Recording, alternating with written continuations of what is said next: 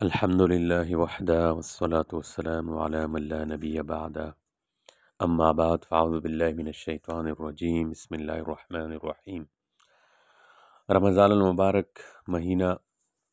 ہمارے اوپر تقریباً پہنچ گیا، کچھ دن رہ رہے ہیں، تو استقبال رمضان کے حوالے سے کچھ گزارشات ہیں، کچھ اہم باتیں عرض کریں گے جو رمضان سے پہلے ضروری ہے۔ رمضان المبارک ہم مسلمانوں کے لیے ایک مہمان ہے، اور ہر اچھا میزبان مہمان کا استقبال کرتا ہے،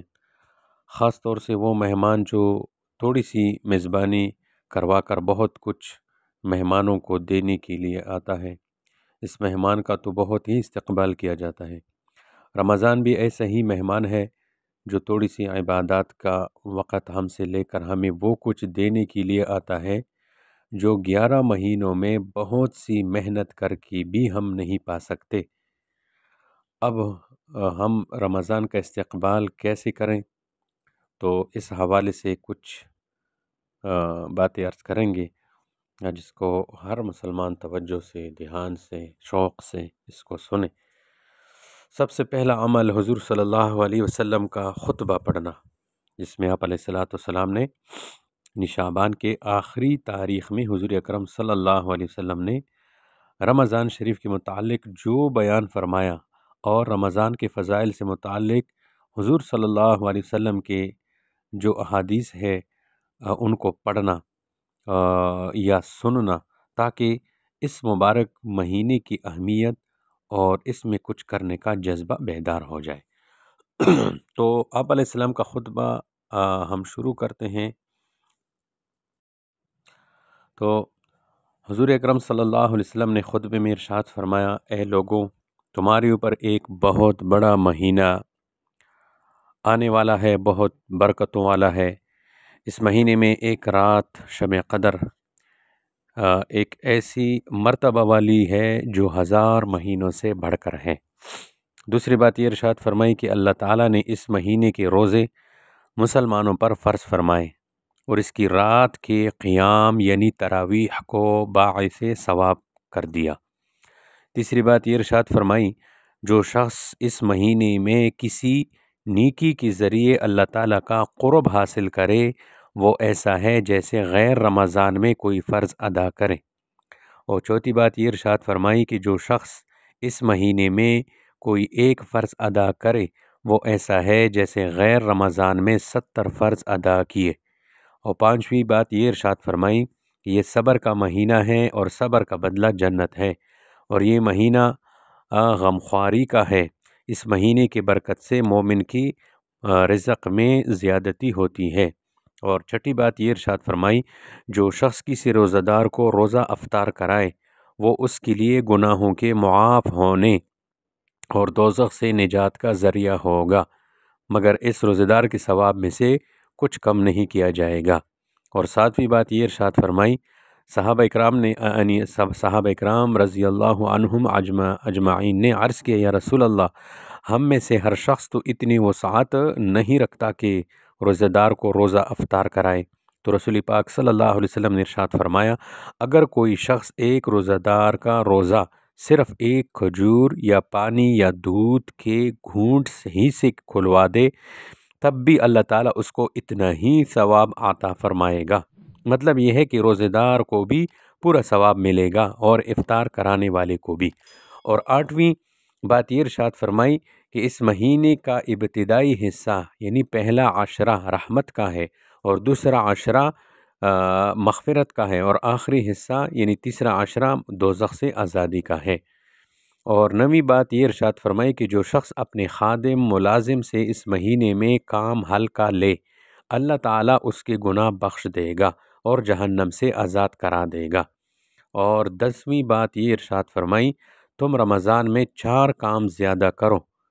2 کاموں سے تم اپنے پروردگار کو راضی کرو، اور 2 کام ایسے کرو جن سے تمہیں چھٹکارا نہیں، یعنی ان کاموں کی تمہیں ضرورت ہے۔ تو پہلی 2 چیزیں جن سے تم اپنے پروردگار کو راضی کرو وہ کلمہ طیبہ اور استغفار کی کثرت ہے۔ اور جن دو باتوں کی بغیر تمہیں چارہ نہیں وہ جنت کی طلب اور دوزخ سے پناہ مانگنا ہے۔ اور 11ویں بات یہ ارشاد فرمائی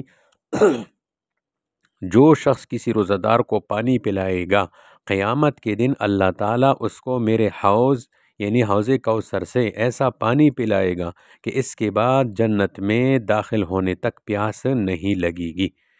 یہ ایک خطبہ جس کے اندر حضور اکرم صلی اللہ تبارک و تعالی علیہ وسلم نے 11 باتیں ارشاد فرمائیں۔ ایک دوسرا خطبہ بھی ہے، یہ حضرت عبادہ بن صامت رضی اللہ تعالیٰ عنہ سے روایت ہے۔ وہ فرماتے ہیں کہ ایک دفعہ جب رمضان المبارک کا مہینہ آیا تو رحمت کائنات سرور دو عالم صلی اللہ علیہ وسلم نے ہم لوگوں سے ارشاد فرمایا، لوگوں ماہ رمضان آ گیا، یہ بڑی برکت والا مہینہ ہے، اللہ تعالیٰ اس میں اپنے خاص فضل و کرم سے تمہاری طرف متوجہ ہوتے ہیں اور اپنی خاص رحمتیں نازل فرماتے ہیں، خطاؤں کو معاف کرتے ہیں اور دعائیں قبول کرتے ہیں، اور اس مہینے میں طاعات، حسنات اور عبادات کی طرف تمہاری رغبت اور مسابقت کو دیکھتے ہیں اور مسرت اور فخر کے ساتھ اپنے فرشتوں کو بھی دکھاتے ہیں۔ پس اے لوگوں ان مبارک دنوں میں اللہ تعالیٰ کو اپنی طرف سے نیکیاں ہی دکھاؤ، یعنی عبادات اور حسنات یعنی نیکیاں کثرت سے کرو۔ بلا شبہ وہ شخص بڑا بد نصیب ہے جو رحمتوں کے اس مہینے میں بھی اللہ جل جلالہ کے اس رحمت سے محروم ہو جائے۔ تو حضور اکرم صلی اللہ علیہ وسلم نے رمضان المبارک مہینے کے آنے سے پہلے یہ 2 خطبے ارشاد فرمائے ہیں، جو صحابہ اکرام رضوان اللہ تعالی علیہم اجمعین نے ان کو محفوظ کیا اور ہم تک جو ہے اس کو پہنچایا۔ اللہ تبارک و تعالی ان کو جزائے خیر عطا فرمائے